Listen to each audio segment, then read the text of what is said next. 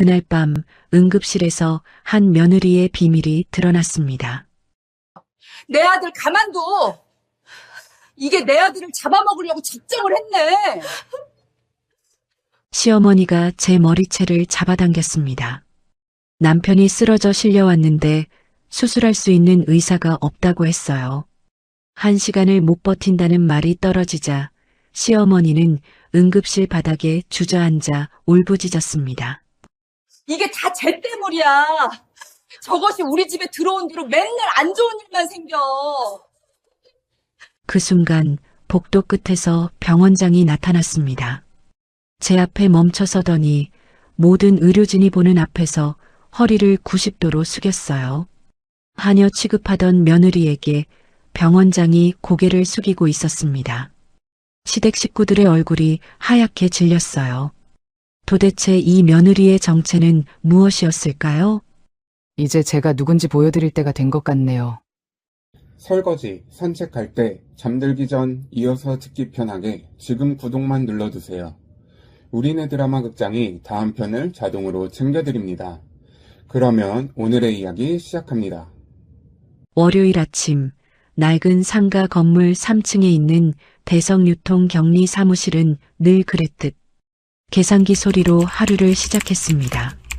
먼지가 낀 창틀 사이로 들어오는 햇살이 책상 위 영수증 더미를 비추고 있었지만 저는 그 빛조차 느낄 겨를이 없었습니다. 10원. 고작 10원이 맞지 않아서 어제부터 이어진 정산 작업이 끝나질 않았거든요. 영수증 한 장 한 장을 넘길 때마다 손끝에 묻어나는 잉크 냄새가 코끝을 찔렀습니다. 눅눅한 종이의 질감이 손가락 사이로 스쳐갈 때면 저도 모르게 한숨이 새어나왔죠. 격리과장 최선주. 그게 지금 제 이름 앞에 붙는 전부였습니다. 과장님, 또 10원 차이예요? 맞은편 자리에 박 대리가 물었습니다.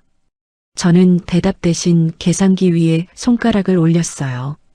타다다닥. 버튼을 누르는 소리가 사무실에 경쾌하게 울려 퍼졌습니다. 영수증 위의 숫자들을 훑는 눈동자와 계산기를 두드리는 10손가락이 마치 하나의 기계처럼 맞물려 돌아갔죠. 박 대리가 자기도 모르게 손을 멈추고 제 손끝을 바라보고 있었습니다. 피아노 건반을 누르듯 정확하고 그러면서도 물 흐르듯 부드러운 움직임. 계산기 하나를 다루는 것뿐인데 제 손가락은 어딘가 다른 세계의 기술을 가진 것처럼 보였을 겁니다. 찾았어요. 여기 세 번째 영수증 단가가 110원이 아니라 100원이에요. 저는 영수증 한 장을 집어 박 대리 앞에 놓았습니다. 박 대리는 눈을 크게 뜨고 숫자를 확인하더니 고개를 절레절레 저었어요. 와, 진짜. 과장님은 어떻게 그걸 바로 찾으세요? 저는 몇 일을 들여다봐도 못 찾았는데 그냥 보다 보면 눈에 들어와요. 저는 짧은 대답만 남기고 다시 제자리로 돌아왔습니다. 늘 이런 식이었어요. 숫자의 흐름 속에서 어긋난 부분을 찾아내는 건 제게 어려운 일이 아니었습니다. 이유를 묻는 사람은 없었고 저도 굳이 설명하지 않았죠. 다만 가끔 이렇게 동료들이 놀라는 눈으로 쳐다볼 때면 괜히 움츠러드는 기분이 들었습니다. 눈에 띄고 싶지 않았거든요. 이 작고 조용한 사무실에서 그냥 평범한 격리과장으로 남아있고 싶었으니까요. 점심시간이 가까워질 무렵 입사한 지 2달 된 신입사원 유진이가 울상을 지으며 제 자리로 다가왔습니다. 과장님, 저 큰일 났어요. 엑셀에서 차트를 만들었는데 숫자가 전부 엉뚱하게 나와요. 부장님한테 3시까지 보고해야 하는데 어떡하죠? 목소리가 떨리고 있었어요. 저는 자리에서 일어나 유진이의 모니터 앞에 섰습니다. 화면을 한번 훑어보는데 3초가 채 걸리지 않았죠. 수식 참조 범위가 한 칸 어긋나 있었고 그 하나의 오류가 연쇄적으로 모든 수치를 틀어버린 겁니다. 저는 마우스를 잡고 수식 2개를 수정했습니다. 차트가 즉시 정상으로 돌아왔어요. 이거 어떻게 하신 거예요? 차트가 귀신같이 딱 맞아요. 유진이가 놀란 눈으로 저를 올려다봤습니다. 그냥 보다 보니까 규칙이 보여서요. 별거 아니에요. 저는 조용히 시선을 피하며 자리로 돌아왔습니다. 사람들 앞에서 너무 눈에 띄는 건 좋지 않았어요. 이 조용한 곳에서 아무도 제 과거를 모르는 채로 살아가는 것. 그게 제가 원하는 전부였으니까요. 오후 4시쯤이었습니다. 사무실이 잠깐 조용해진 틈에 날카로운 비명이 터져 나왔어요. 아! 박 대리가 사무용품을 정리하다가 커터칼에 손을 깊게 베인 겁니다. 상처에서 피가 줄줄 흘러내렸고 박 대리는 상처를 보며 얼굴이 하얗게 질렸어요. 저는 생각보다 먼저 몸이 움직였습니다. 의자를 밀치고 달려가 제 주머니에서 깨끗한 손수건을 꺼내 상처 윗부분을 정확하게 눌러 잡았어요. 제 손은 머리가 지시하기도 전에 마치 수천 번 반복해온 동작처럼 저절로 움직이고 있었습니다. 과장님, 지혈하시는 폼이 예사롭지 않네요. 응급처치 수업이라도 들으셨어요? 박 대리가 아픈 와중에도 신기한 듯 물었습니다. 그 순간 가슴 한쪽이 서늘하게 식는 것을 느꼈어요. 아니에요. 옛날에 그냥 책에서 본 게 기억나서요. 서둘러 손수건을 박 대리 손에 쥐어주고 자리로 돌아왔습니다. 심장이 빠르게 뛰고 있었어요. 책에서 본 게 아니었습니다. 하지만 그 이상은 아무에게도 말할 수 없었죠. 잊으려고 이곳까지 도망쳐 왔는데 제 몸은 아직도 그때의 저를 기억하고 있다는 게 무서웠습니다. 계산기 앞에 다시 앉았지만 한동안 손가락이 움직이지 않았어요. 창밖으로 늦은 오후에 햇살이 기울고 있었고 먼지 입자들이 빗속에서 천천히 떠다니고 있었습니다. 이 조용한 사무실, 이 단순한 숫자들의 세계가 제가 선택한 도피처였어요. 아무도 제게 묻지 않는 곳, 제 과거가 존재하지 않는 곳. 퇴근 시간이 되어 사무실 불을 끄고 나서는데 형광등이 하나씩 꺼지며 영수증 더미 위로 그림자가 내려앉았습니다. 저는 어두워진 사무실을 한번 돌아보고 문을 닫았어요.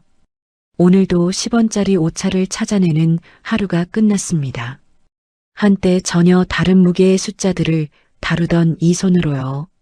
시어머니 오정숙 여사의 칠순 잔치는 도심 한복판에 있는 호텔 중식 연회장에서 열렸습니다. 금색 장식이 천장부터 테이블까지 화려하게 둘러쳐진 넓은 홀에 100명이 넘는 하객이 몰려들었죠. 저는 그 화려한 공간의 입구에 서 있었습니다. 한복은커녕 변변한 옷 한 벌 없어서 몇 년 전 세일 때 사둔 검은색 정장을 꺼내 입었어요. 다림질을 아무리 해도 펴지지 않는 주름이 유난히 신경 쓰이는 저녁이었습니다. 어서 오세요. 안쪽으로 들어가시면 됩니다. 저는 입구에서 하객들의 외투를 받아 옷걸이에 걸고 자리를 안내하고 빈 잔이 보이면 달려가 차를 채우느라 쉴 틈이 없었어요. 며느리라기보다는 행사장 직원에 가까운 모습이었죠. 하객들 중 몇몇은 저를 보고 고개를 갸우뚱하기도 했습니다. 가족인지 식당 사람인지 구분이 안 됐을 테니까요. 그때 시누이 혜진이가 화려한 원피스를 입고 친구 선옷을 데리고 들어왔습니다. 시누이는 저를 보더니 친구들 쪽으로 고개를 살짝 기울이며 말했어요. 아, 우리 새언니예요. 오빠 아내분. 짧은 소개였지만 그 뒤에 낮은 목소리로 덧붙인 말이 제 귀에 들렸습니다. 세상 물정 모르는 분이라 좀 수수하지? 신경 쓰지 마. 친구들이 저를 위아래로 훑어보았습니다. 시누이는 그 시선을 즐기기라도 하듯 씩 웃으며 지나갔어요. 새언니, 거기 서 있지 말고 저기 손님들 차 좀 더 갖다 드려요. 왜 이렇게 행동이 굼떠요? 시누이가 자리에 앉으며 저를 향해 턱짓을 했습니다. 그 손목에는 지난달 제 카드로 결제된 명품 시계가 번쩍이고 있었어요. 150만 원짜리였죠. 신우이는 새언니 카드로 잠깐만 긁을게, 다음 달에 갚을게라고 했지만 그 다음 달은 아직도 오지 않았습니다. 연회장 안쪽에서는 남편 진현이가 하객들과 둘러앉아 독한 술을 들이키고 있었어요. 얼굴이 벌겋게 달아오른 채로 큰 소리를 치고 있었습니다. 내가 아내를 하나 구제해 준 거지, 뭐. 40이 넘도록 시집도 못 간 여자를 내가 데려왔으니까. 하객들이 웃음을 터뜨렸고 남편은 그 웃음에 기분이 좋아진 듯 술잔을 높이 들었습니다. 저는 그 웃음소리가 연회장 기름진 냄새와 뒤섞여 속이 울렁거리는 걸 참으며 고개를 숙였어요. 야, 최선주. 여기 물 좀 가져와. 남편이 저를 향해 손가락을 까딱거렸습니다. 100명이 넘는 하객 앞에서 아내를 이름으로 부르며 심부름을 시키는 사람. 저는 물병을 들고 조용히 다가가 잔을 채웠습니다. 남편은 고맙다는 말 대신 느려 터졌네라는 한마디를 던졌어요. 옆에 앉은 하객이 부인분이세요? 라고 묻자 남편은 머쓱한 듯 웃으며 대답했습니다. 아, 네. 뭐? 집사람이긴 한데 워낙 굼뛰고 눈치 없는 사람이라. 그 말에 하객이 어색하게 웃었고 저는 물병을 든 채 그 자리를 벗어났습니다. 돌아서는 제 등 뒤로 또다시 웃음소리가 들려왔어요. 이 잔치에 들어간 돈은 2천만 원이 넘었습니다. 그중 1,500만 원은 제 비상금이었어요. 몇 년을 모은 돈이었죠. 하지만 시어머니는 그 사실에 고마워하기는커녕 부족하다며 제게 화를 냈습니다. 음식이 벌써 식었잖아. 너는 왜 맨날 한 발씩 느리니? 시어머니가 저를 구석으로 끌고 가더니 등짝을 세게 내리쳤습니다. 찰싹하는 소리가 소란스러운 연회장 안에서도 또렷하게 울렸어요. 등이 쓰라렸지만 저는 이를 악물고 소리를 삼켰습니다. 준비한 돈이 부족해서 죄송해요. 바로 채워 넣을게요. 돈? 그 쥐꼬리만 한 월급 번다고 유세야? 우리 진현이 아니었으면 넌 어디서 이런 구경이나 해봤겠니? 시어머니의 목소리가 날카롭게 올라갔고 주변 하객 몇 명이 슬쩍 눈치를 보며 시선을 돌렸습니다. 저는 고개를 더 깊이 숙였어요. 이 자리에서 반박하면 더 큰 소동이 벌어질 테니까요.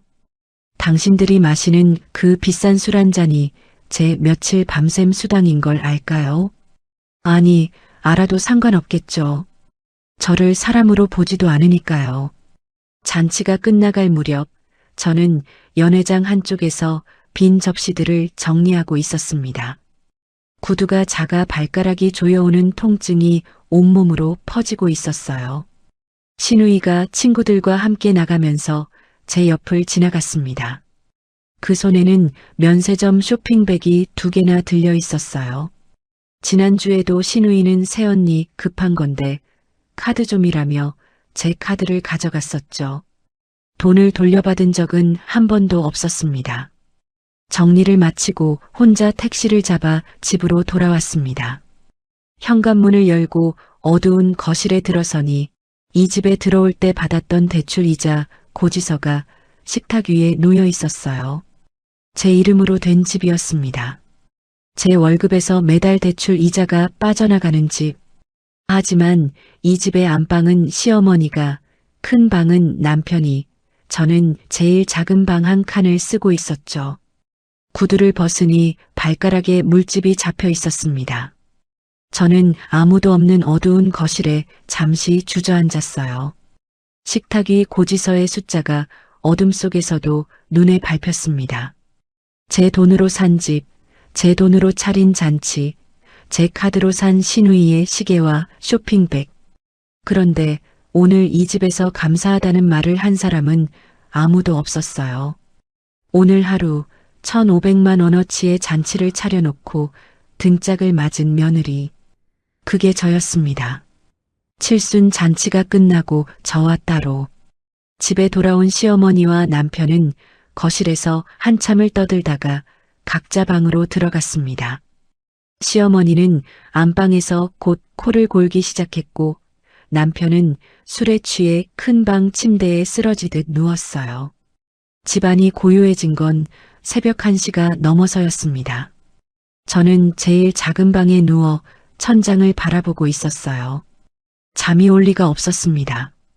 등짝에 남아있는 시어머니의 손바닥 자국이 아직도 얼얼했고 연회장에서 들었던 남편의 웃음소리가 귀에서 떠나질 않았거든요. 한참을 뒤척이다가 조용히 자리에서 일어났습니다. 발소리를 죽이고 베란다 쪽으로 걸어갔어요. 차가운 밤 공기가 유리문 틈새로 스며들어 발끝을 적셨습니다. 가로등 불빛이 베란다 한쪽을 희미하게 비추고 있었죠. 저는 베란다 구석에 쌓아둔 빈 박스들 사이에 손을 넣었습니다. 손끝에 닿는 차갑고 딱딱한 감촉. 낡은 과자 상자 하나를 조심스럽게 꺼냈어요. 이 집에서 누구도 모르는 오직 저만 아는 상자였습니다. 상자 뚜껑을 열자 안에는 2가지가 들어 있었어요. 엄마가 생전에 사주신 낡은 가죽 지갑 하나와 전원이 켜지지 않는 고장난 핸드폰 하나. 그게 전부였습니다. 하지만 제게는 세상 어떤 것보다 무거운 물건이었죠. 가죽 지갑을 꺼내 손으로 천천히 쓸어봤습니다. 모서리가 닳고 색이 바래서 원래 무슨 색이었는지도 알아보기 어려울 만큼 낡아 있었어요. 하지만 가죽의 거친 질감은 선명했습니다. 엄마가 제 손에 이 지갑을 쥐어주시던 날의 온기까지도 느껴지는 것 같았어요. 지갑을 펼치니 안쪽에 작은 사진 한 장이 꽂혀 있었습니다. 엄마의 얼굴이었어요. 카메라를 향해 환하게 웃고 계신 모습. 사진 속 엄마의 눈가에는 잔주름이 가득했지만 그 웃음만큼은 세상에서 가장 따뜻한 것이었습니다. 이 사진은 엄마가 마지막으로 건강하셨을 때 찍은 거예요. 동네 사진관 앞을 지나가다 엄마가 먼저 들어가자고 하셨죠. 우리 딸이 바빠서 같이 사진 찍을 날이 없으니 엄마 혼자라도 찍어놔야지라고 웃으시면서요. 그때 왜 같이 찍자고 하지 않았을까? 지금도 후회가 됩니다. 손가락 끝으로 사진 속 엄마의 얼굴을 조심스럽게 만졌어요. 목 안쪽이 뜨겁게 올라오는 걸 느꼈습니다. 엄마, 미안해. 입술 사이로 새어나온 목소리는 거의 숨소리에 가까웠어요. 내가 그 자리에 있었어야 했는데. 3년 전이었습니다. 제가 아주 중요한 일을 하고 있던 날이었어요. 다른 사람의 목숨이 제 손에 달려있는 절대로 자리를 뜰 수 없는 그런 순간이었죠. 그 일을 끝내고 돌아왔을 때 핸드폰 화면에 엄마의 부재중 전화가 7통 찍혀 있었습니다. 고장난 핸드폰을 집어들었어요. 전원 버튼을 눌러봤지만 당연히 화면은 켜지지 않았습니다. 하지만 저는 그 까만 화면 위에 찍혀있던 숫자들을 또렷이 기억하고 있었어요.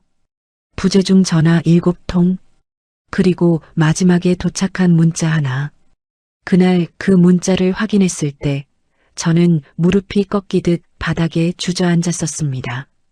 엄마가 보낸 마지막 말들. 그 짧은 문장이 제 삶을 통째로 바꿔놓았어요. 제가 하던 일을, 제가 쌓아온 모든 것을 그날 이후로 놓아버렸습니다.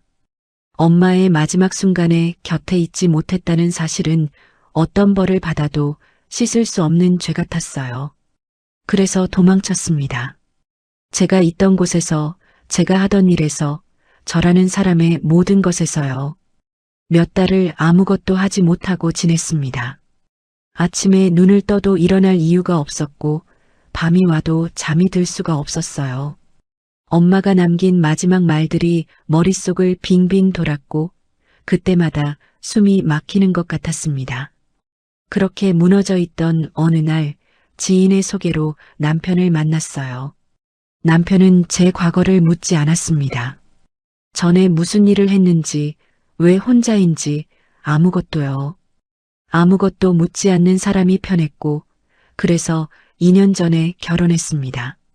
제 과거를 아는 사람이 아무도 없는 곳에서 아무도 아닌 사람으로 살고 싶었으니까요. 하지만 도망친 끝에 도착한 곳이 여기였습니다. 시어머니의 손바닥에 등을 맞고 남편에게 이름이 불리며 심부름을 하는 이 자리. 엄마가 살아계셨다면 절대 이런 모습은 보여드리지 못했을 거예요. 이제 도망칠 곳도 없는데. 엄마, 나 어떻게 해야 해?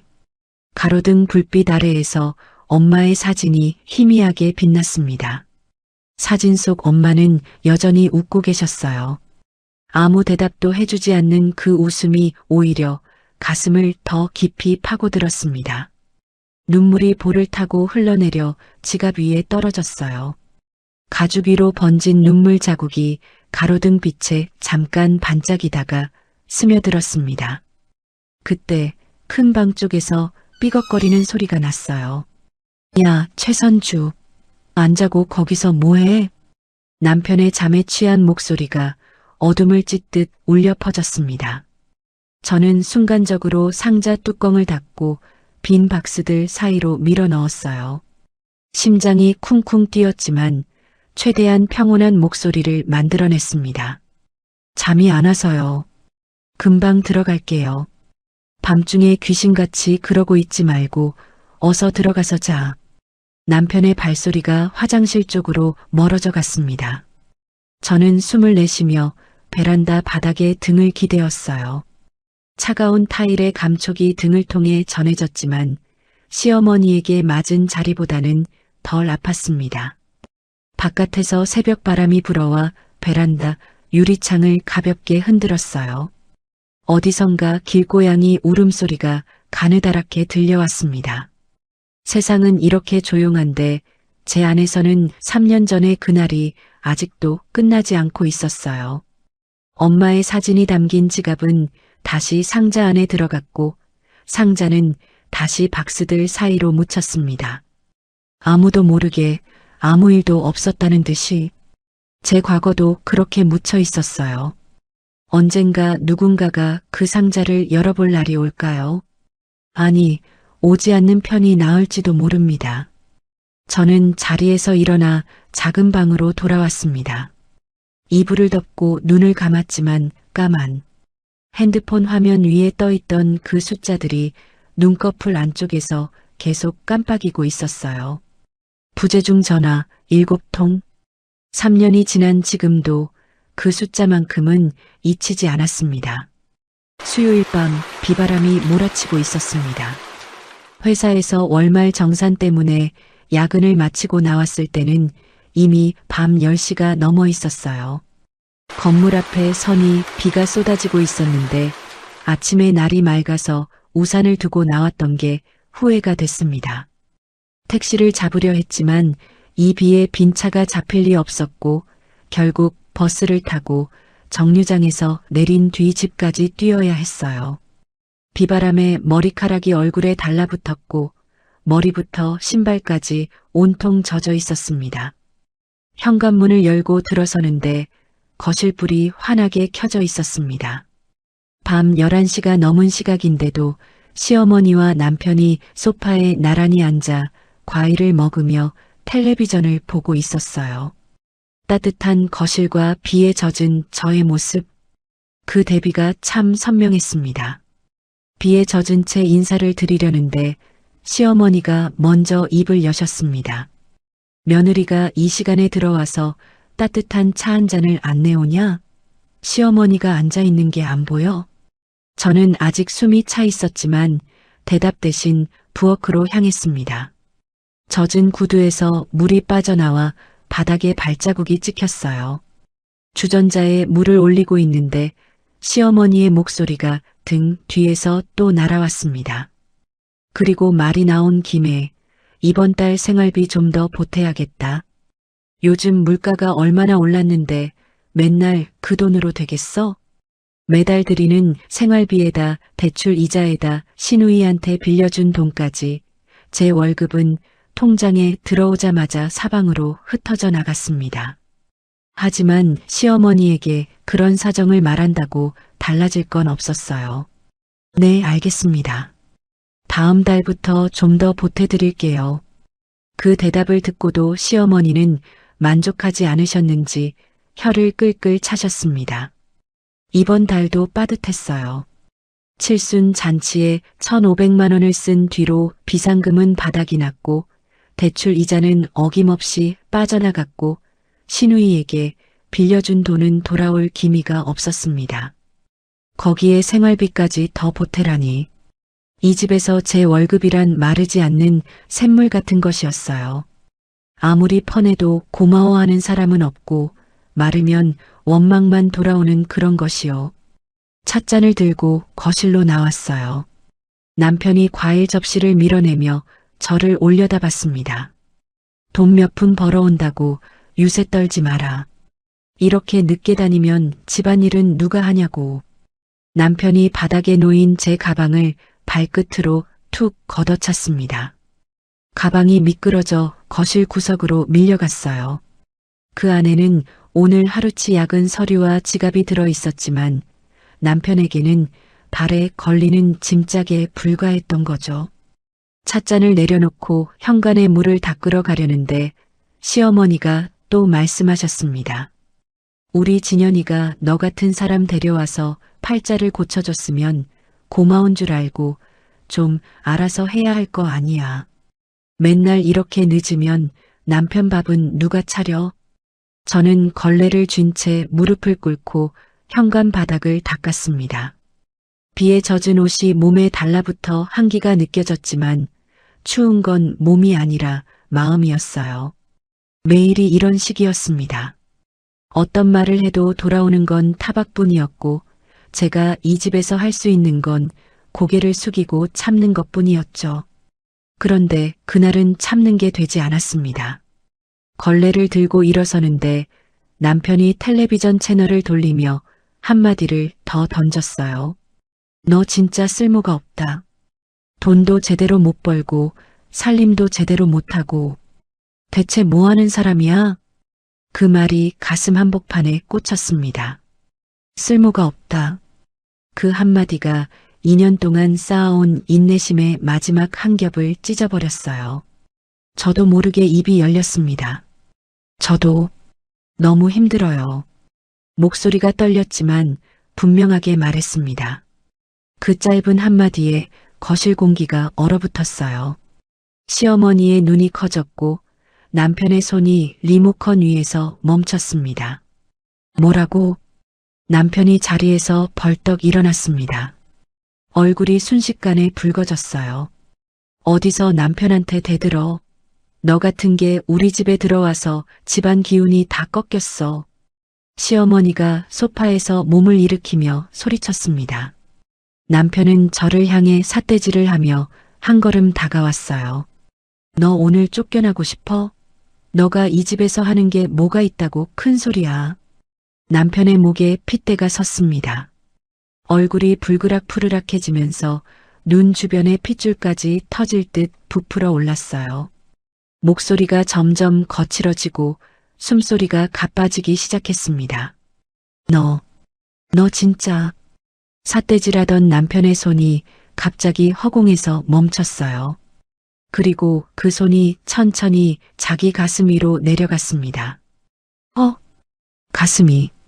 남편의 얼굴에서 붉은기가 빠지기 시작했습니다. 순식간에 핏기가 사라지면서 입술이 파랗게 변해갔어요. 이마에 구슬 같은 식은땀이 맺혔고 두 눈이 공포에 질려 크게 벌어졌습니다. 숨이 안 쉬어져. 누가 가슴을 밟는 것 같아. 남편이 한쪽 팔을 뻗어 테이블을 잡으려 했지만 힘이 빠진 손이 허공을 헤맸어요. 그 순간 남편의 몸이 앞으로 고꾸라졌습니다. 테이블 위에 과일 접시와 찻잔이 바닥으로 쏟아지며 거실에 날카로운 소리가 울려 퍼졌어요. 깨진 접시 파편이 바닥을 긁으며 흩어졌고 과일이 사방으로 굴러갔습니다. 진현아. 시어머니가 비명을 지르며 남편에게 달려갔습니다. 남편은 바닥에 엎드린 채 가슴을 움켜쥐고 거친 소리를 내고 있었어요. 숨을 쉬려는 건지 신음인 건지 구분이 안 되는 목구멍에서 짓눌려 나오는 소리였습니다. 저는 그 소리를 듣는 순간 머릿속이 하얗게 변했어요. 하지만 몸은 달랐습니다. 마치 누군가 제 등을 밀기라도 한 것처럼 저도 모르게 남편 곁으로 달려가 있었어요. 비에 젖은 무릎이 깨진 접시 파편 위로 미끄러졌지만 아픈 건 느껴지지 않았습니다. 남편의 얼굴을 들여다봤습니다. 식은 땀으로 범벅이 된 이마, 하얗게 질린 피부, 파랗게 변해가는 입술. 한쪽 팔을 붙잡고 있는 걸 보니 통증이 어깨와 팔까지 퍼지고 있는 것 같았어요. 숨을 쉬려고 안간힘을 쓰고 있었지만 들이마시는 공기가 가슴까지 닿지 못하는 듯 입만 벌려지고 있었습니다. 단순히 가슴이 아픈 게 아니었습니다. 이건 심장이 멈추기 직전의 상태였어요. 식은 땀, 하얀 얼굴, 팔까지 퍼지는 통증. 제 머릿속 어딘가에서 아주 또렷한 목소리가 들려왔습니다. 급성 심근경색. 지금 당장 손을 쓰지 않으면 이 사람은 죽어. 그 목소리는 격리 과장 최선주의 것이 아니었어요. 제 안에 잠들어 있던 3년 전에 제가 깨어나고 있었습니다. 바깥에서는 여전히 비바람이 창문을 두드리고 있었고 거실에는 깨진 접시와 흩어진 과일 사이로 남편의 신음소리만 가득했습니다. 비키세요. 빨리. 시어머니를 밀어내며 소리쳤습니다. 제 목소리가 이렇게 클 수 있다는 걸 저도 몰랐어요. 방금 전까지 고개를 숙이고 걸레를 쥐던 사람이 아니었습니다. 거실 바닥에 무릎을 꿇고 남편의 몸을 바로 눕히며 저는 이 집에 들어온 뒤 처음으로 제 안에 있던 무언가가 깨어나는 걸 느꼈습니다. 떨리는 손을 꽉 쥐었다 폈어요. 지금은 떨릴 때가 아니었습니다. 남편의 몸을 바로 눕히고 저는 양손을 깍지 꼈습니다. 머릿속이 놀라울 만큼 맑아졌어요. 3년 동안 잠들어 있던 무언가가 눈을 떴고 제 손은 스스로 알아서 움직이기 시작했습니다. 남편의 위로 단추를 잡아당겨 찢었어요. 단추가 바닥에 튕기며 흩어졌지만 신경 쓸 겨를이 없었습니다. 가슴 한가운데 정확한 위치에 손바닥 아래쪽을 얹었어요. 그리고 온 체중을 실어 누르기 시작했습니다. 하나, 둘, 셋, 넷. 가슴뼈를 누를 때마다 둔탁한 감각이 손바닥을 타고 팔 위로 전해졌습니다. 제 이마에서 땀이 흘러내려 눈 안으로 들어갔어요. 매운 통증이 번졌지만 눈을 감을 수 없었습니다. 리듬을 놓치면 이 사람의 심장은 영영 다시 뛰지 않을 테니까요. 29, 30. 인공호흡 2번. 다시 하나부터. 제 안에서 흘러나오는 리듬은 머리로 세는 것이 아니었어요. 몸이 기억하고 있었습니다. 셀 수 없이 반복했던 한때 제 일상이었던 그 동작을. 땀이 턱 끝에서 뚝뚝 떨어져 남편의 맨가슴 위로 떨어졌습니다. 그때 부엌 쪽에서 뭔가를 뒤지는 소리가 들렸어요. 고개를 돌리니 시어머니가 한 손에 소금 단지를 다른 손에 바늘을 들고 달려오고 있었습니다. 비켜. 소금 뿌려야 해. 손도 따야 하고. 시어머니가 소금 단지 뚜껑을 열어 남편의 몸 위로 확 뿌렸습니다. 하얀 소금 알갱이가 남편의 가슴과 제 손등 위로 흩어졌어요. 저는 멈출 수 없었습니다. 손을 떼는 순간 이 사람은 끝이에요. 어머니, 안 됩니다. 소금 치우세요. 시끄러. 옛날부터 이럴 때는 손을 따서 피를 빼야 한다고. 시어머니가 바늘을 들어 남편의 손가락을 찌르려 했습니다. 저는 한 손으로 가슴 압박을 유지하면서 다른 손으로 시어머니의 팔을 잡았어요. 지금 바늘로 찌르면 안 돼요. 깨끗하지 않은 바늘로 찌르면 상처가 곪아요. 아들 살리고 싶으시면 제발 저 방해하지 마세요. 이게 어디서 아들 몸에 올라타서 난리야. 비켜. 시어머니는 제 말을 듣지 않았습니다. 바늘을 뿌리친 것에 화가 났는지 제 머리채를 두 손으로 움켜잡고 뒤로 잡아당겼어요. 머리카락이 뿌리째 뽑히는 듯한 통증이 두피를 찢었습니다. 시야가 흔들렸지만 저는 이를 악물고 남편의 가슴에서 손을 떼지 않았어요. 남편 죽이려고 그러는 거지. 너가 이 집에 들어온 뒤로 맨날 안 좋은 일만 생겨. 시어머니의 울부짖음이 귓가를 찢었습니다. 하지만 지금 이 순간 시어머니의 말보다 중요한 건 제 손바닥 아래에서 점점 차가워져 가는 남편의 몸이었어요. 머리카락이 뽑히든 뺨을 맞든 이 리듬만은 멈출 수 없었습니다. 어머님, 제가 태어나서 시어머니에게 이렇게 큰 소리를 낸 건 처음이었어요. 목소리에 실린 힘에 시어머니의 손이 잠깐 멈췄습니다. 지금 아들 심장이 멈추기 직전이에요. 제가 가슴을 누르고 있는 게 아들의 심장을 대신 뛰게 해주는 거예요. 제 손이 멈추면 아들도 멈춰요. 이해하시겠어요? 시어머니의 눈이 크게 떠졌습니다. 하지만 완전히 물러선 건 아니었어요. 바닥에 떨어진 바늘을 다시 주우려 손을 뻗었습니다. 그래도 손은 따야 해. 옛날에 네 시할아버지도 이렇게 해서 살았어. 어머님, 그건 옛날 이야기예요. 바늘로 찌르면 피가 더 나고 감염이 돼요. 지금 아드님한테 필요한 건 소금도 바늘도 아니에요. 제 손이에요. 제발이요. 마지막 제발요에 제 목소리가 갈라졌습니다. 시어머니는 바늘을 쥔 채 멈춰 섰어요. 제 눈에 맺힌 땀인지 눈물인지 모를 것이 흘러내리는 걸 보셨는지 그제서야 한 발 물러섰습니다. 바늘이 시어머니의 손에서 떨어져 바닥에 가볍게 부딪혔어요. 핸드폰을 꺼내 119에 전화를 걸었어요. 어깨와 귀 사이에 전화기를 끼운 채 두 손으로는 가슴 압박을 계속했습니다. 119입니다. 무엇을 도와드릴까요? 45살 남자 환자입니다. 갑자기 가슴 통증을 호소하다 쓰러졌고 지금 의식이 없고 숨을 쉬지 않고 있어요. 심장이 멈춘 것 같습니다. 지금 제가 가슴 압박을 하고 있는데 빨리 와주셔야 합니다. 알겠습니다. 주소 알려주시고 계속 가슴 압박 유지해 주세요. 주소를 불러주면서도 손은 멈추지 않았어요. 전화기 너머의 대원이 잠깐 말을 멈췄습니다. 아마 제가 너무 침착하게 상황을 설명하는 게 의아했을 거예요. 보통 이런 상황에서 가족들은 울며 소리를 지르기 마련이니까요. 보호자분, 혹시 심폐소생술 교육 받으신 적 있으세요? 네. 가슴 압박 계속하겠습니다. 자동 심장 충격기 꼭 가져와 주세요.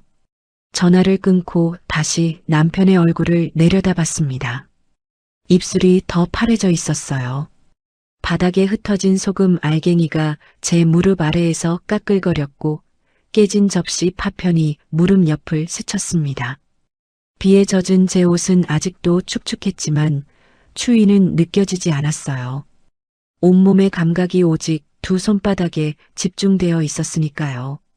시어머니는 벽에 등을 기대고 주저앉은 채 진연아를 되뇌고 있었어요. 아까의 기세는 온데간데였고 아들을 잃을지도 모른다는 공포에 질려 온몸을 떨고 있었습니다. 소금 단지가 옆으로 쓰러져 있었고 하얀 소금 알갱이가 어두운 거실 바닥 위에 눈처럼 흩어져 있었어요. 밖에서는 비바람이 여전히 창문을 두드리고 있었습니다. 구급차가 오기까지 얼마나 걸릴까? 이 비에 길이 막혀 있으면 어쩌지? 그런 생각이 스치는 순간에도 제 손은 멈추지 않았어요. 1분이 지나고 또 1분이 지났습니다. 팔이 타들어가는 것 같았어요. 어깨부터 손목까지 근육이 비명을 질렀지만 멈출 수 없었습니다. 제 손끝에 이 사람의 목숨이 달려 있었으니까요. 김진현. 저를 무시하고 가방을 발로 차고 100명이 넘는 사람 앞에서 망신을 줬던 남편. 하지만 지금 이 순간 이 사람이 나쁜 남편이든 좋은 남편이든 상관없었어요.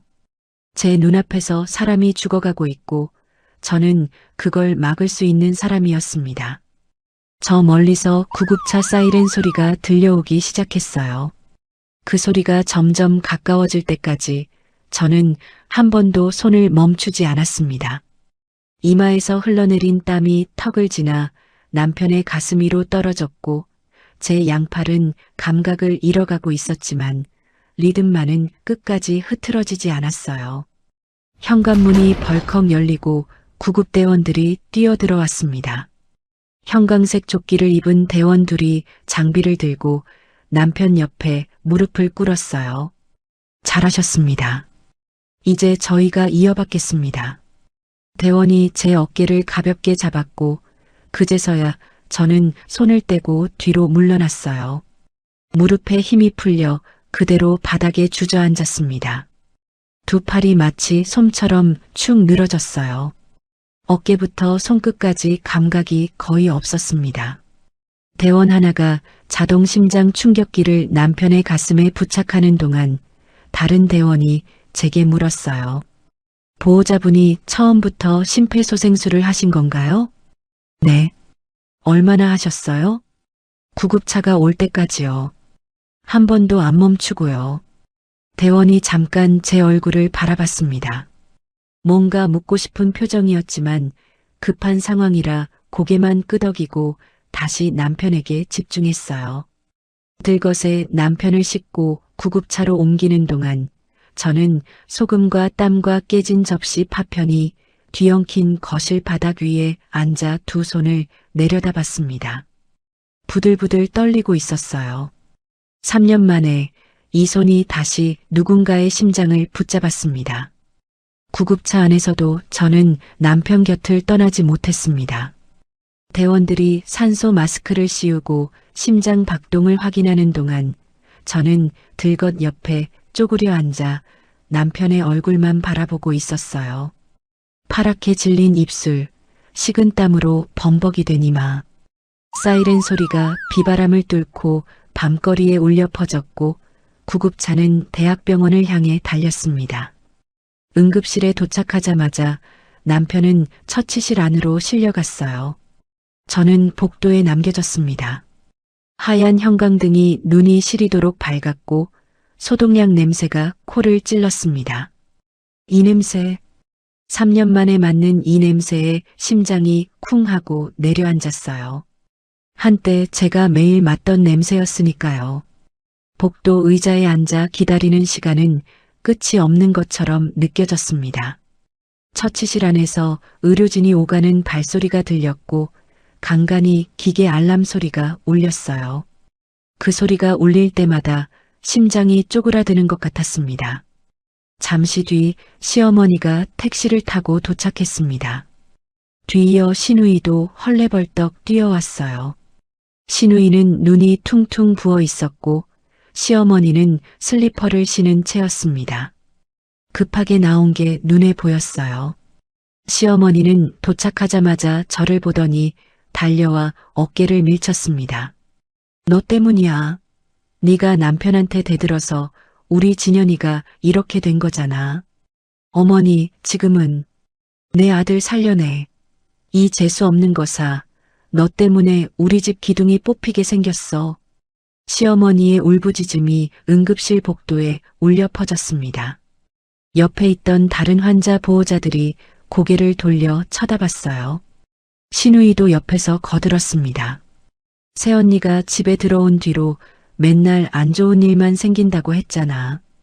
오빠가 이러는 것도 다 새언니 때문이야. 저는 아무 말도 할 수 없었습니다. 다만 복도 의자에 앉아 떨리는 두 손을 무릎 위에 올려놓고 처치실 문만 바라보고 있었어요. 비에 젖었던 옷은 병원의 에어컨 바람에 서서히 마르고 있었지만 몸속 한기는 가시지 않았습니다. 1시간쯤 지났을까요? 처치실 문이 열리고 젊은 의사가 나왔습니다. 표정이 어두웠어요. 시어머니가 벌떡 일어나 의사에게 매달렸습니다. 우리 아들 어때요? 괜찮은 거죠? 의사는 잠시 말을 고르더니 입을 열었어요. 심장으로 가는 혈관이 아주 심하게 막혀 있습니다. 보통은 가느다란 관을 넣어서 막힌 부분을 뚫는 시술을 하는데 이 환자분은 혈관이 딱딱하게 굳어버려서 그 방법으로는 불가능합니다. 시어머니의 얼굴에서 핏기가 빠져나갔어요. 그러면 어떻게 해요? 가슴을 열고 직접 혈관을 이어주는 큰 수술을 해야 합니다. 하지만 의사가 말끝을 흐렸습니다. 이 수술은 아무나 할 수 있는 게 아닙니다. 국내에서 이 정도 난이도를 해낼 수 있는 교수님이 손에 꼽는데 하필 지금 다들 해외 학회 중이셔서 연락이 안 됩니다. 저희 실력으로는 솔직히 무리입니다. 그러면 우리 아들은요? 우리 아들은 어떻게 되는 거예요? 이대로라면 1시간을 넘기기 어려울 수 있습니다. 시어머니가 복도 바닥에 주저앉았습니다. 무릎을 치며 울부짖기 시작했어요. 안 돼. 우리 진현이가 왜? 다른 병원에 데려가면 안 되는 거야? 의사가 조심스럽게 고개를 저었습니다. 다른 병원에 가셔도 마찬가지입니다. 이동하는 시간만큼 환자분이 더 위험해지십니다.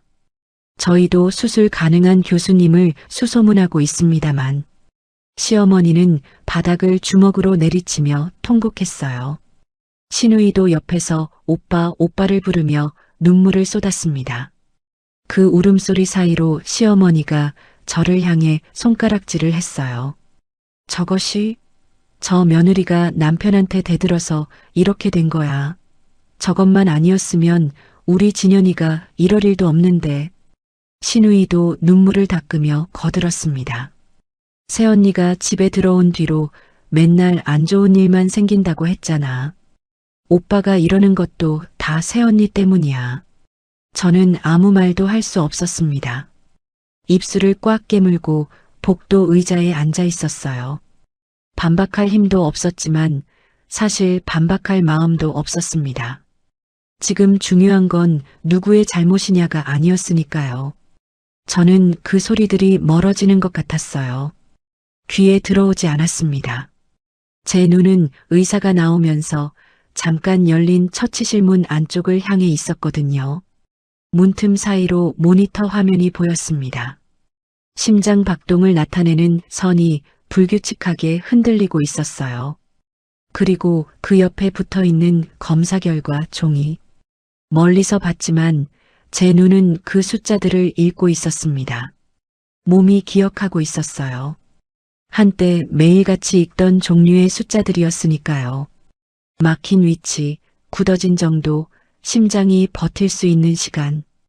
그 모든 것이 제 머릿속에서 하나의 그림으로 맞춰졌습니다. 할 수 있어. 저 수술, 내가 할 수 있어. 그 생각이 머리를 스치는 순간 온몸에 전류가 흐르는 것 같았습니다. 하지만 바로 뒤이어 다른 목소리가 올라왔어요. 3년이야. 3년 동안 한 번도 그 일을 하지 않았어. 손이 예전 같을까? 실수하면 어쩌지? 또 누군가를 잃으면? 그때처럼 되면 어떡해? 3년 전의 기억이 밀려왔습니다. 소독약 냄새가 났던 그날. 제가 다른 사람을 살리는 동안 엄마는 혼자서 마지막 숨을 거두셨어요. 병원 복도의 이 하얀 형광등도, 이 차가운 공기도 그날과 똑같았습니다. 두 손을 내려다봤어요. 아까 남편의 가슴을 누르느라 빨갛게 부어오른 손바닥.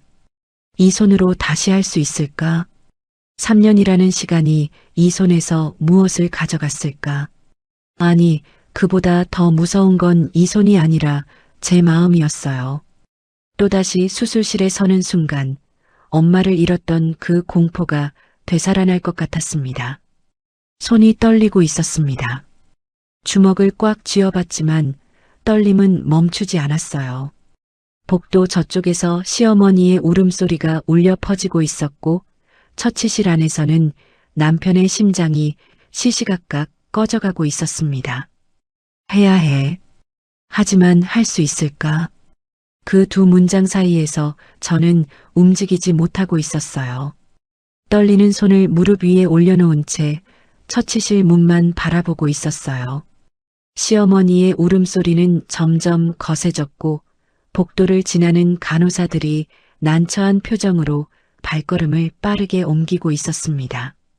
그때 시어머니가 벌떡 일어섰어요. 눈물로 범벅이 된 얼굴로 간호사 데스크를 향해 걸어가더니 주먹으로 데스크를 쾅 내리쳤습니다. 이 병원 책임자 나와. 지금 당장. 환자가 죽어가는데 수술도 못한다고? 대빵 나오라고. 간호사가 당황하며 말렸지만 시어머니는 물러서지 않았어요. 목소리가 응급실 복도 전체에 울려 퍼졌습니다. 내 아들이 죽게 생겼다고. 수술할 사람이 없으면 윗사람을 불러. 돈이 문제야? 돈은 얼마든지 낼 테니까 당장 책임자를 불러. 복도가 순식간에 소란스러워졌습니다. 다른 보호자들이 고개를 내밀어 쳐다봤고 간호사 둘이 시어머니를 진정시키려 양옆에서 붙잡았어요. 하지만 시어머니는 뿌리치며 더 큰 소리를 질렀습니다. 그 소란을 뚫고 복도 저쪽에서 발소리가 들려왔어요. 규칙적이고 단단하고 느리지도 빠르지도 않은 발소리. 구두 뒷굽이 대리석 바닥을 울릴 때마다 묵직한 울림이 복도를 따라 퍼져왔습니다. 간호사들이 먼저 그 소리를 알아챘어요. 하나둘 고개를 돌리더니 자세를 바로잡았습니다. 하얀 가운을 입은 노신사가 복도 끝에서 걸어오고 있었어요. 은발이 형광등 아래에서 부드럽게 빛났고 가운 왼쪽 가슴에는 금색 글씨로 이름이 새겨져 있었습니다. 그 뒤로 수행하는 의료진 서너시 반걸음 뒤에서 따르고 있었어요. 간호사 하나가 급히 다가가 상황을 보고했습니다. 노신사는 가볍게 고개를 끄덕이며 시어머니 쪽으로 시선을 돌렸어요. 시어머니가 그를 보고 소리쳤습니다. 당신이 여기 책임자야? 내 아들 좀 살려봐. 노신사는 대답 대신 시어머니 너머로 시선을 옮겼습니다. 의자에 앉아있는 사람들을 한 명씩 훑다가 어느 순간 그 시선이 멈췄어요. 저와 눈이 마주쳤습니다. 노신사의 발이 멈췄습니다. 마치 보이지 않는 벽에 부딪힌 것처럼 그 자리에 굳어섰어요. 눈이 크게 떠졌고 입이 반쯤 벌어졌습니다. 수행하던 의료진이 앞서가던 그가 갑자기 멈추자 어리둥절한 표정으로 서로를 쳐다봤어요. 저도 그를 올려다보고 있었습니다. 강석호. 3년 전 제가 마지막으로 일하던 곳의 병원장이었던 분. 제 스승이었던 분. 제가 아무 말 없이 떠났던 그곳에서 저를 찾아 전국을 뒤졌다는 얘기를 어디선가 들은 적이 있었어요. 하지만 저는 찾아지지 않으려고 숨어 살았죠.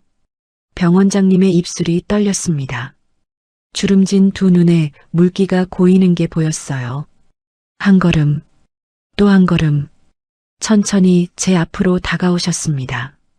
최선주, 교수, 그 목소리는 낮고 갈라져 있었어요. 울음을 참으려는 것 같았습니다. 자네, 여기 있었나? 복도의 소란이 일순간 멈췄습니다. 시어머니도 시누이도 간호사도 수행의료진도 모두 병원장님을 바라보고 있었어요. 이 병원의 최고 책임자가 의자에 구겨진 정장 차림으로 앉아있는 초라한 여자 앞에서 멈춰 선 겁니다. 병원장님이 허리를 숙이셨어요. 가볍게가 아니었습니다. 허리가 거의 직각이 될 때까지 깊고 느리게 아주 정중하게 숙이셨어요. 은발이 앞으로 쏟아지며 형광등 빛을 받았습니다. 그 모습을 본 수행 의료진들의 입이 벌어졌어요. 자네를 찾으려고 3년을 헤맸네. 전국 방방곡곡 해외까지 수소문했어. 그런데 이런 곳에서 이런 모습으로 병원장님의 목소리가 떨렸습니다. 허리를 숙인 채 말을 이으셨어요. 돌아와줘서 고맙네. 정말로 고맙네. 응급실 복도가 물을 끼얹은 듯 조용해졌습니다. 수행하던 의료진 중 한 명이 숨을 들이켰어요. 이 병원의 병원장이 수백 명의 의료진을 이끄는 최고 책임자가 의자에 앉아 있는 누군지도 모를 여자에게 허리를 90도로 숙이고 있었으니까요. 병원장님이 허리를 편 뒤에도 제 손을 놓지 않으셨어요. 거칠어진 제 손등을 내려다보시며 말씀하셨습니다. 이 손이 이렇게 될 때까지 뭘 하고 있었나? 자네의 이 손은 수술실에 있어야 할 손이야. 목소리가 다시 떨렸습니다. 병원장님의 눈가에 맺힌 눈물이 주름을 따라 흘러내렸어요. 뒤에 서 있던 젊은 의사 하나가 옆 사람에게 속삭였습니다. 병원장님이 우시는 거 처음 본다. 저도 목 안쪽이 뜨거워지는 걸 느꼈어요. 하지만 지금은 울 때가 아니었습니다. 이게 뭐야? 저 늙은이가 왜 우리 며느리한테 허리를 숙여? 신우이도 눈을 크게 뜨고 같은 표정을 짓고 있었습니다. 병원장님이 천천히 허리를 펴셨어요. 그리고 옆에 서 있던 젊은 당직 의사를 향해 돌아섰습니다. 방금 전까지 저희 실력으로는 무리입니다라고 말했던 그 의사였죠. 병원장님의 눈빛이 차갑게 변했습니다. 자네가 아까 수술을 포기한다고 했나? 당직 의사의 얼굴이 하얗게 질렸어요. 그게 이 수술을 할 수 있는 교수님이 안 계셔서. 안 계셔? 병원장님이 제 쪽을 가리키셨습니다. 여기 계시잖나? 복도에 있던 모든 사람의 시선이 저에게 쏠렸습니다. 저는 의자에 앉은 채 고개를 들어 병원장님을 올려다봤어요. 이분이 누군지 아나? 3년 전까지 국내에서 가장 어려운 심장 수술을 해내서 전 세계 의학계를 뒤흔들었던 분이야. 심장이 멈춘 환자를 제 손으로 다시 살려낸 우리나라가 잃어버렸던 보물이야. 병원장님의 목소리가 복도 끝까지 울려 퍼졌습니다. 최선주 교수다. 이분 앞에서 감히 수술을 포기한다는 말을 해? 당직 의사가 저를 바라봤어요. 초라한 검은 정장에 비에 젖었다 마른 흐트러진 머리카락에 무릎에 깨진 접시 자국이 남아있는 여자. 그 여자가 세계적인 심장 전문이라는 말에 당직 의사의 눈이 믿을 수 없다는 듯 크게 떠졌습니다. 시어머니가 소리쳤어요. 뭐, 교수? 저것이 무슨 교수야? 대학도 못 나온 격리가 무슨.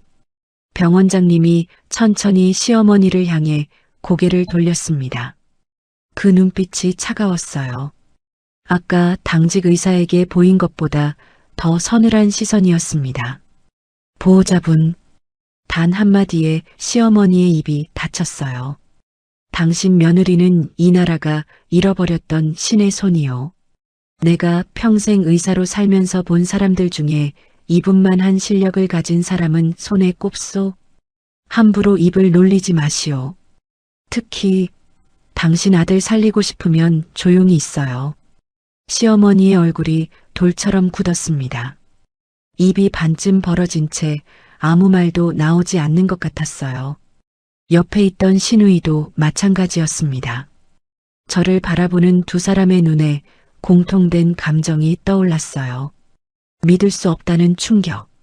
그리고 그 뒤를 따라오는 무언가 크게 잘못됐다는 불안감.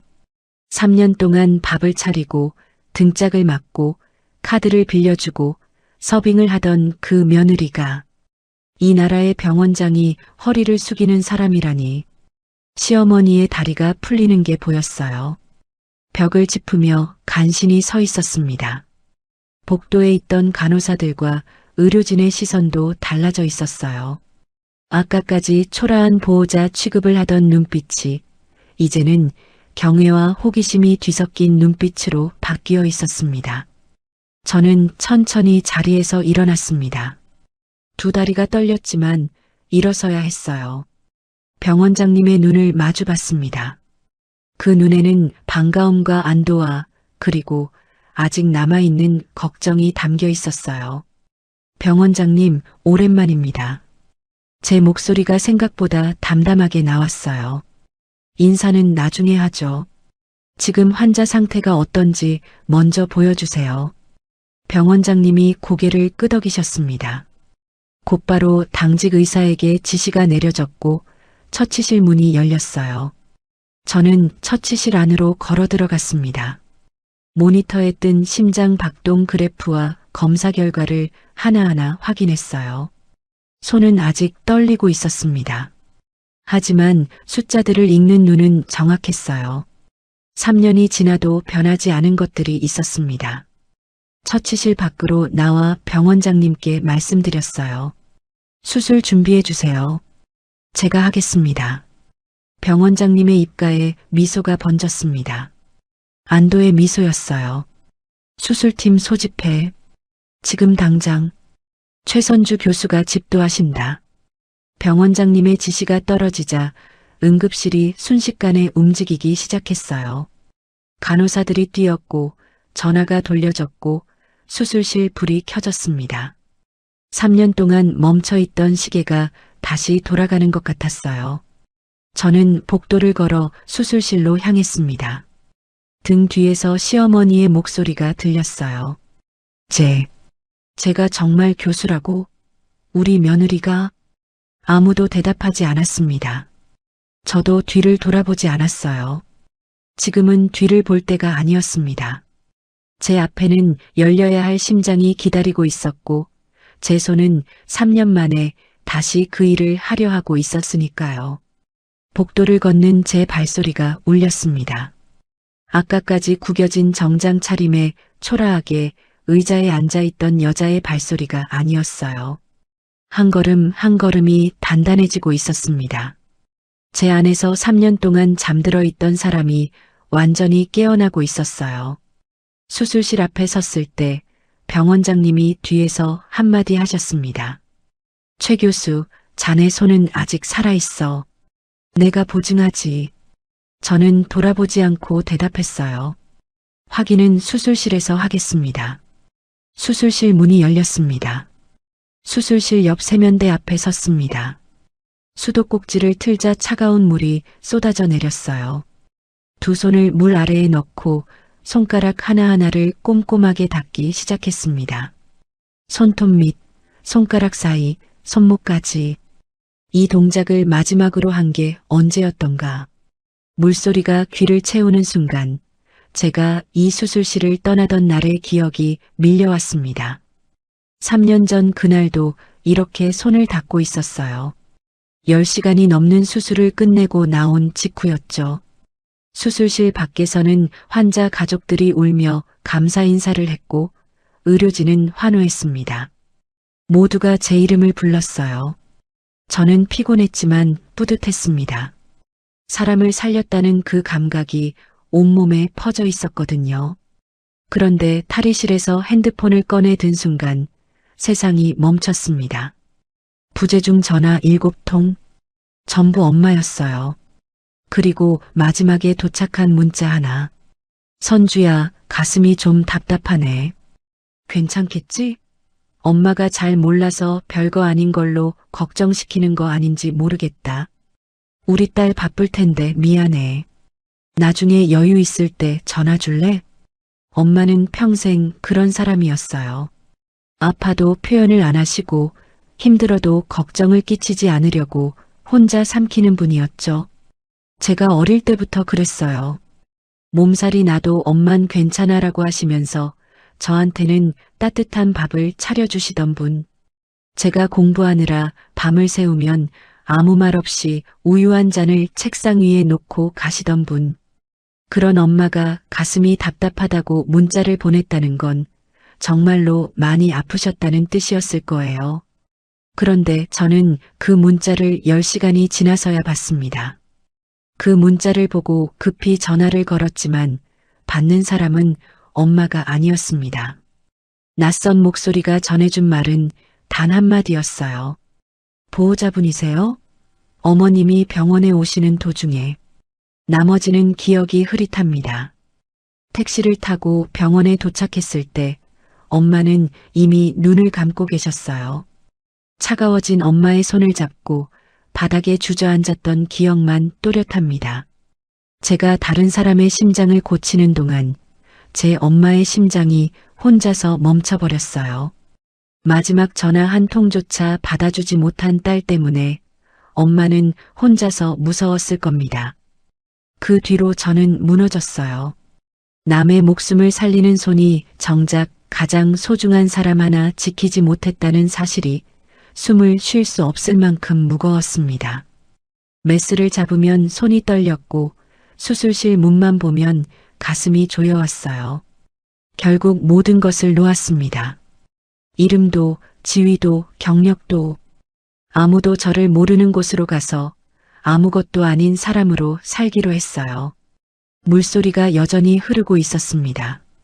손끝에 닿는 차가운 감촉이 저를 현재로 돌려놨어요. 거울에 비친 제 얼굴을 봤습니다. 눈 밑에 그늘이 져 있었고 입술은 바짝 말라 있었어요. 엄마, 저 이 손을 다시 쓰려고 해요. 무서워서 도망쳤는데 오늘은 도망치면 안 될 것 같아요. 엄마가 살아계셨다면 뭐라고 하셨을까요? 아마 이렇게 말씀하셨겠죠. 우리 딸 사람 살리는 게 할 일이잖아. 수도꼭지를 잠그고 손을 털었습니다. 탈의실로 들어가 수술복으로 갈아입었어요. 푸른색 수술복의 감촉이 피부에 닿는 순간 온몸에 전율이 흘렀습니다. 이 옷을 마지막으로 입었던 날이 떠올랐어요. 그날 이후 다시는 입지 않을 줄 알았던 옷이었습니다. 수술 모자를 쓰고 마스크를 올리고 거울을 봤어요. 거울 속의 저는 더 이상 격리과장이 아니었습니다. 낯설면서도 오히려 이 모습이 진짜 제 모습인 것 같았어요. 수술실 문이 열렸습니다. 하얀 조명이 눈을 찔렀어요. 시리도록 차가운 공기와 톡 쏘는 소독약 냄새가 온몸을 감쌌습니다. 이 냄새, 이 온도, 이 조명, 모든 것이 그대로였어요. 마치 제가 떠났던 시간이 존재하지 않았던 것처럼요. 수술대 주변에 도열해 있던 의료진이 일제히 고개를 숙였어요. 최선주 교수님 기다리고 있었습니다. 그 말이 귀에 들어오는 순간 제 안에서 무언가가 딱 하고 맞물리는 느낌이 들었어요. 격리과장 최선주가 아닌 의사 최선주로서 이 자리에 서 있다는 것을 오랜만에, 아주 오랜만에 느끼는 감각이었습니다. 수술대 위에 남편이 누워 있었어요. 마취에 빠져 눈을 감고 있는 얼굴. 저를 무시하고 가방을 발로 차고 100명의 하객 앞에서 망신을 줬던 그 얼굴이 지금은 힘없이 축 늘어져 있었습니다. 심장 박동을 나타내는 모니터의 선이 약하게 흔들리고 있었어요. 시간이 없었습니다. 증오가 밀려왔을까요? 아니었어요. 수술대 위에 누운 사람은 나쁜 남편 김진현이 아니라 심장이 멈추기 직전의 환자였습니다. 지금 이 순간 저는 아내가 아니라 의사였어요. 수술 시작합니다. 지금부터는 제 지시만 따라주세요. 제 목소리가 수술실에 울렸습니다. 놀랄 만큼 차분하고 단단한 목소리였어요. 보조의사가 수술 도구를 건넸습니다. 손에 잡히는 금속의 차가운 무게감. 익숙한 느낌이었어요. 손이 기억하고 있었습니다. 가슴을 열었습니다. 멈추기 직전의 심장이 보였어요. 막혀버린 혈관, 딱딱하게 굳어버린 부분들. 다른 곳에서 건강한 혈관을 떼어내 막힌 부분을 우회해서 이어붙이는 수술이었습니다. 가장 가느다란 실과 바늘로 머리카락보다 얇은 혈관벽을 한 땀 한 땀 꿰매야 했어요. 첫 바늘을 꿰매는 순간 손끝이 미세하게 떨렸습니다. 심장이 덜컥 내려앉았어요. 역시 안 되는 걸까? 하지만 두 번째 바늘부터는 떨림이 가라앉았습니다. 세 번째, 네 번째. 바늘이 혈관벽을 통과할 때마다 손가락이 점점 확신을 되찾아갔어요. 마치 오래 떠나 있던 집에 돌아와 현관문 비밀번호를 누르는 것처럼 몸이 먼저 기억하고 있었습니다. 보조의사가 숨을 죽이며 지켜봤어요. 수술실 안의 모든 사람이 제 손끝에 시선을 고정하고 있었습니다. 1시간이 지나고 2시간이 지났습니다. 저는 고개 한번 들지 않았어요. 허리가 끊어질 것 같았고 어깨 근육이 돌처럼 굳었지만 느낄 겨를이 없었습니다. 이마에 맺힌 땀방울을 간호사가 닦아주었지만 그것도 느끼지 못했어요. 세상에 오직 이 심장과 제 손끝만 존재하는 것 같았습니다. 참관실에서 지켜보던 병원장님의 목소리가 마이크를 통해 들려왔습니다. 최 교수, 자네 손은 여전히 살아있군. 저는 대답하지 않았어요. 대답할 여유가 없었습니다. 마지막 혈관을 잇는 중이었거든요. 가장 가늘고 가장 어려운 부분. 바늘 끝이 미세하게 흔들렸지만 저는 숨을 멈추고 한 땀을 완성했습니다. 혈관 연결 완료했습니다. 혈류 개방하겠습니다. 클램프를 풀자 피가 새로 이어붙인 혈관을 따라 흐르기 시작했어요. 수술실의 모든 눈이 모니터를 향했습니다. 불규칙하게 흔들리던 심장 박동의 선이 잠시 평평해졌어요. 1초, 2초, 3초. 수술실의 숨소리조차 들리지 않는 정적이 흘렀습니다. 저도 숨을 멈추고 모니터를 바라봤어요. 제발, 뛰어줘. 4초, 5초. 평평한 선이 계속되었습니다. 보조의사의 얼굴에 긴장이 번졌어요. 저는 수술대 위의 심장을 내려다봤습니다. 제 손이 이어붙인 혈관으로 피가 흐르고 있었지만 심장은 아직 반응하지 않았어요. 손끝에서 차가운 것이 올라왔습니다. 그리고 삐, 삐, 삐. 규칙적인 신호음이 울리기 시작했어요. 모니터의 선이 다시 위아래로 뛰었습니다.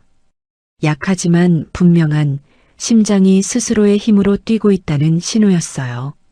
초록색 불빛이 모니터 위에서 깜빡였습니다.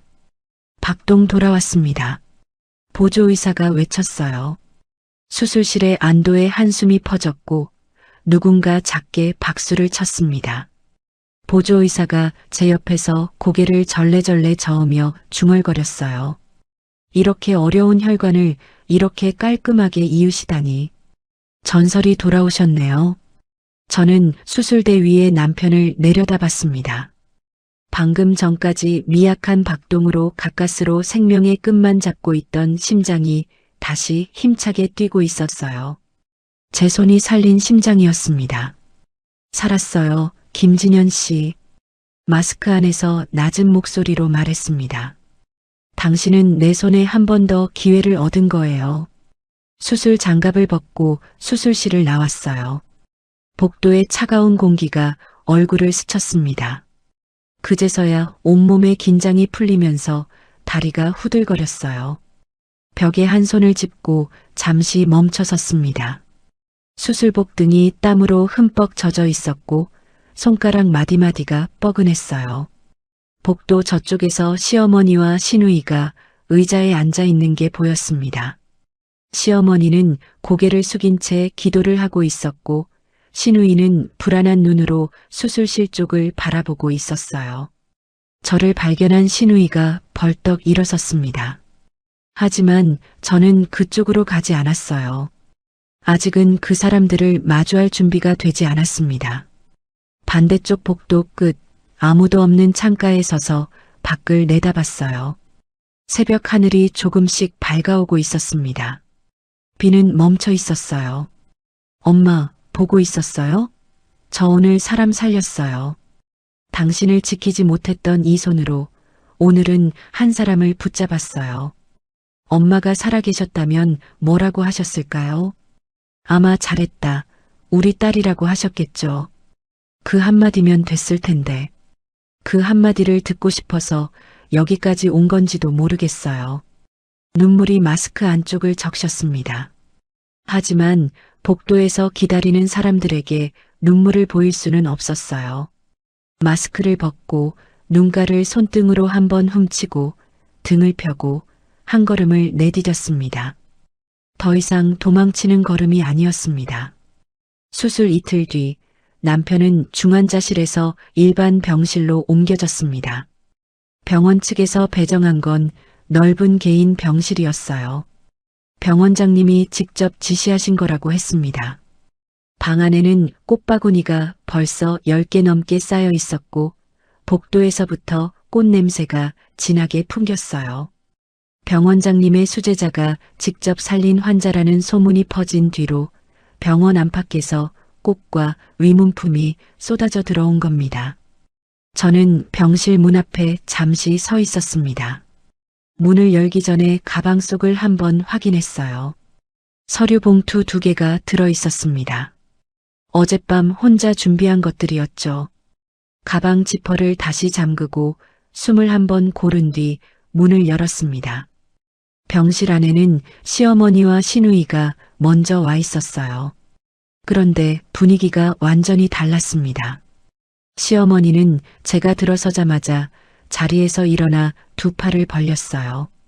이 사람이 저를 향해 팔을 벌린 건 결혼한 이래 처음이었습니다.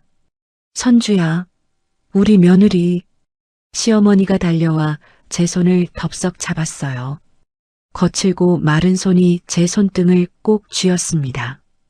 칠순 잔치에서 등짝을 내리치던 바로 그 손이었죠. 내가 눈이 삐었었나 봐. 이런 보물을 몰라보고. 어쩌면 좋아. 선주야, 우리 다시 잘해보자. 응? 내가 잘못했어. 시누이도 옆에서 과일 바구니를 들며 환하게 웃었습니다. 새언니, 아니 교수님이라고 불러야 하나? 정말 대단하세요. 우리 집안에 이런 분이 계셨다니. 시누이는 그러면서 자연스럽게 제 팔짱을 끼려 했어요. 전에는 제 앞에서 코웃음을 치던 사람이 이제는 마치 오래된 친구처럼 다정하게 구는 모습이 낯설었습니다. 우리 집안, 그 말이 귀에 걸렸어요. 며칠 전까지 새언니가 재수 없어서 오빠가 죽는다고 했던 입에서 나온 말이었습니다. 시누이의 손목에는 여전히 제 카드로 산 명품 시계가 채워져 있었어요. 갚겠다고 했던 150만 원은 물론 그 뒤로 빌려간 돈도 한 푼 돌아온 적이 없었죠. 시어머니는 과일을 깎아 접시에 담으며 연신 제 앞에 내밀었습니다. 이거 먹어, 선주야. 많이 먹어. 수술하느라 얼마나 고생했어. 어머니가 앞으로 매일 과일 깎아줄게. 매일 과일을 깎아주겠다는 시어머니. 불과 며칠 전까지는 차 한 잔 안 내온다고 등짝을 때리시던 분이었습니다. 사람이 이렇게 빨리 변할 수 있다는 게 신기하기보다는 그래서 더 마음이 차가워졌어요. 침대 위에서 남편이 제 쪽을 바라보고 있었습니다. 수술 뒤라 얼굴이 많이 수척해져 있었고 눈 밑에 짙은 그늘이 져 있었어요. 목에는 심장 박동을 확인하는 기계줄이 연결되어 있었고 팔에는 수액줄이 꽂혀 있었습니다. 남편은 저를 보자 눈시울이 붉어졌어요. 선주야. 목소리가 갈라져 있었어요. 내가 몰랐어.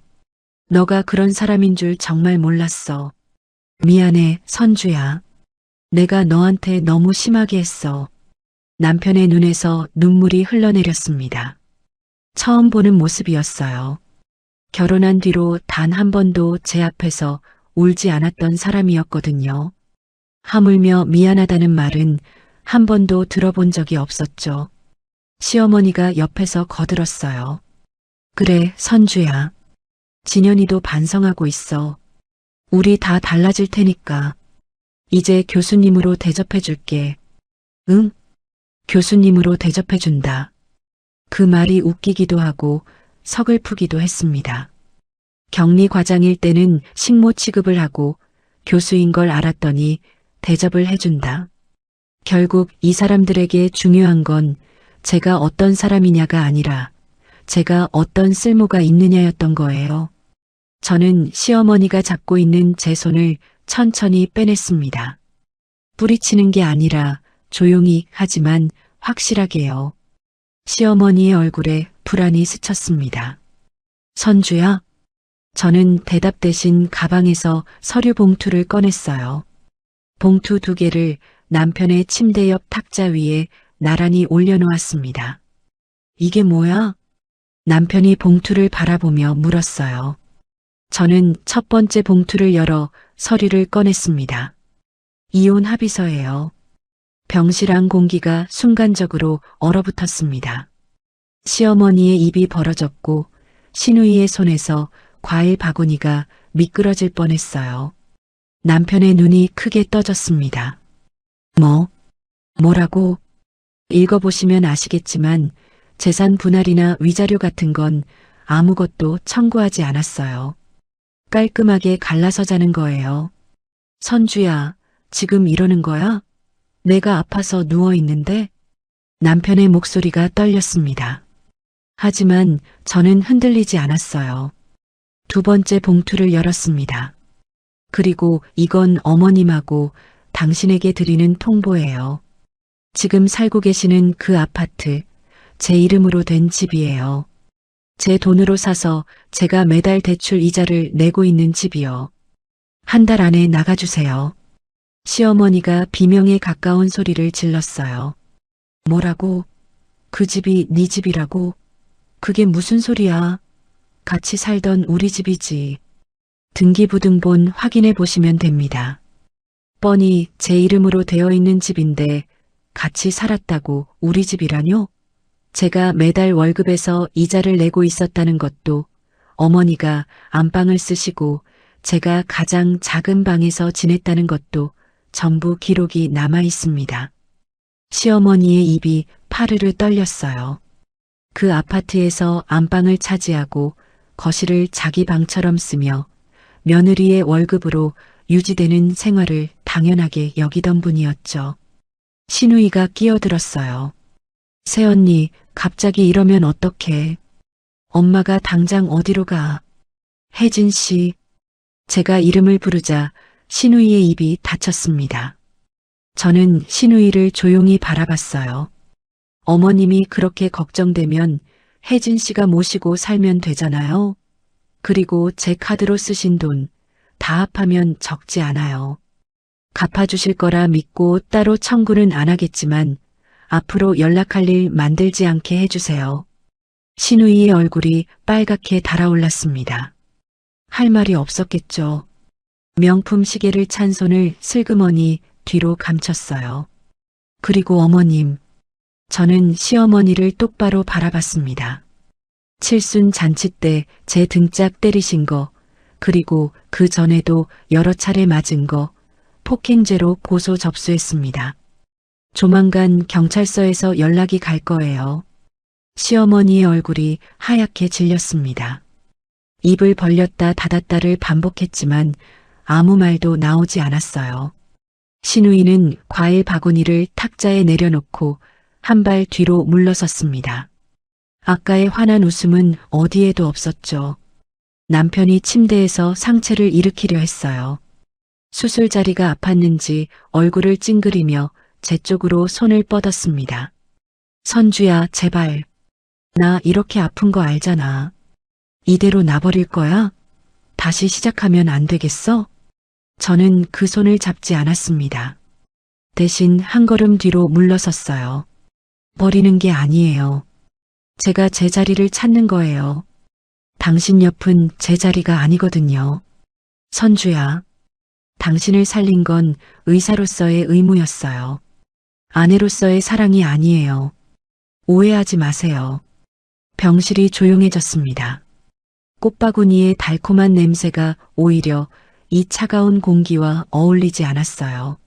시어머니가 벽을 짚으며 주저앉았고 시누이는 고개를 숙인 채 바닥만 보고 있었습니다. 매달리는 그들의 눈에서 공포가 보였어요. 며느리가 떠나는 것에 대한 서운함이 아니었습니다. 돈줄이 끊기고 집에서 쫓겨나고 자랑할 수 있는 간판이 사라지는 것에 대한 공포. 그게 이 사람들이 저를 붙잡으려는 진짜 이유였어요. 시어머니가 마지막으로 제 치맛자락을 잡았습니다.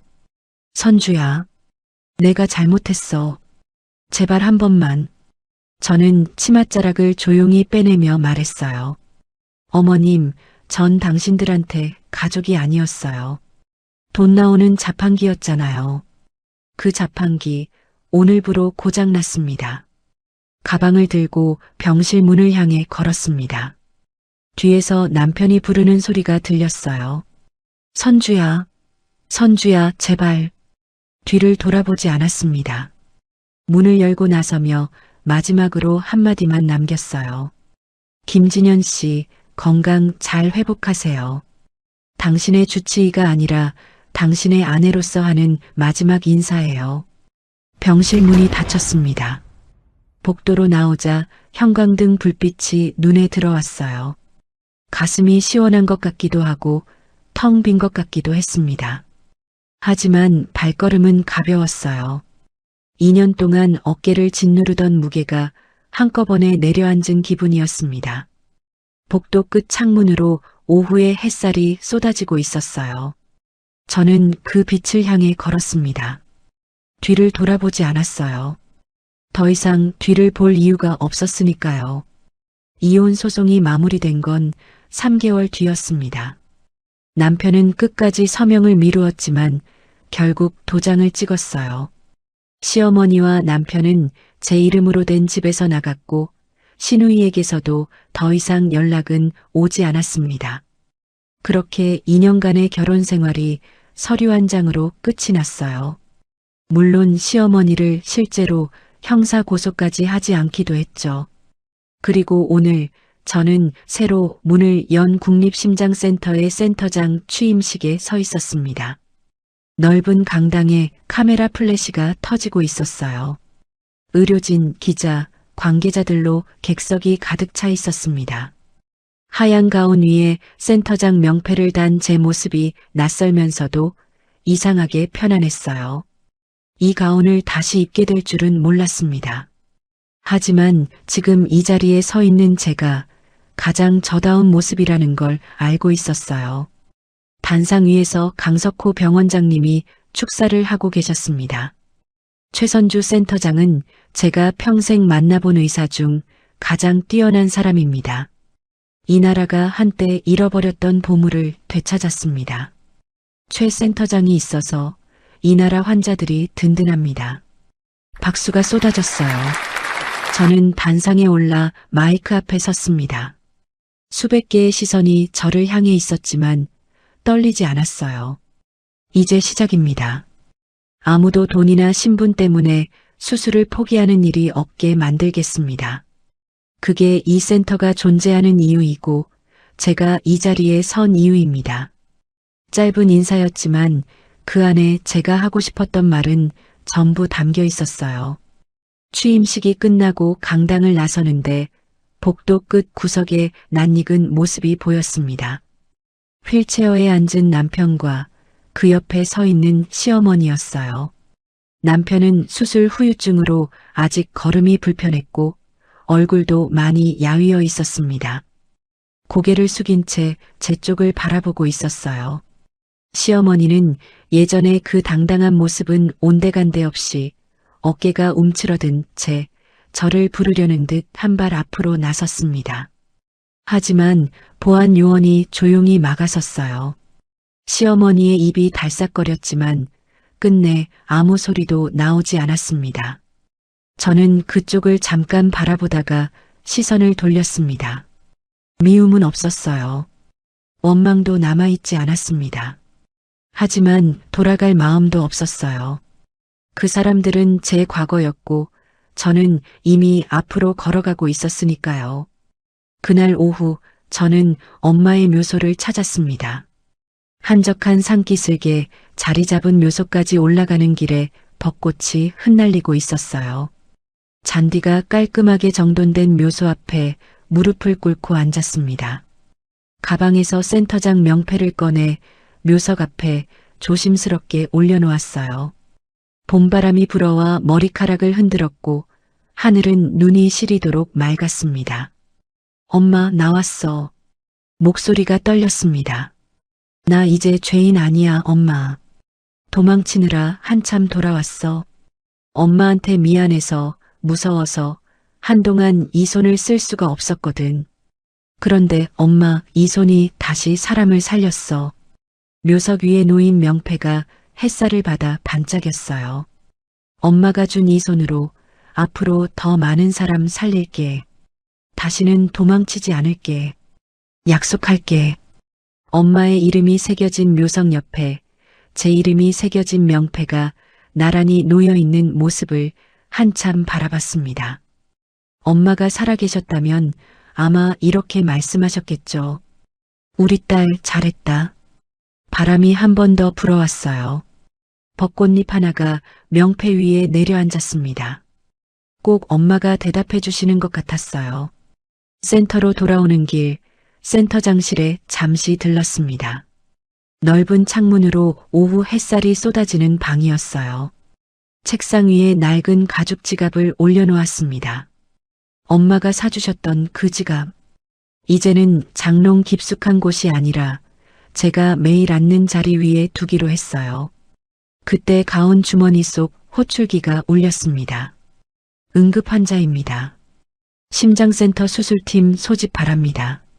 저는 걸음을 멈추고 호출기 화면을 확인했어요. 그리고 가운 자락을 여미며 수술실을 향해 걸어가기 시작했습니다.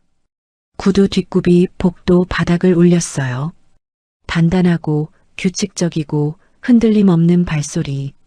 가운에서 나는 기분 좋은 소독약 냄새와 섬유 유연제 향기가 어깨 위로 퍼졌습니다. 멈췄던 제 심장도 이제야 다시 뛰기 시작했어요. 최선주 가자. 이번 이야기 어떠셨나요?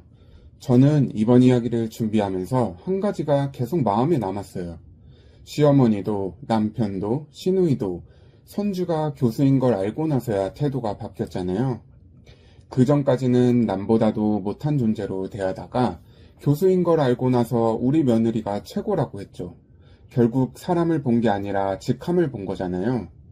선주가 마지막에 이혼을 선택한 건 저는 당연한 거라고 생각합니다. 살려줬으니 고마워하라는 게 아니라 더 이상 자기를 하찮게 여기는 사람들 곁에 있을 이유가 없었던 거죠. 여러분은 어떻게 생각하세요? 혹시 주변에서 이런 경험을 하신 적 있으신가요? 비슷한 경험을 갖고 계신 분들에게 자그마한 위안과 속 시원한 감동을 전달드렸기를 바랍니다. 오늘 이야기가 마음에 남으셨다면 구독과 알림으로 다음 만남을 예약해두세요. 우리네 드라마 극장이 다시 찾아갑니다. 그리고 오늘 이야기를 듣고 느낀 감정과 생각을 댓글로 소통해주세요.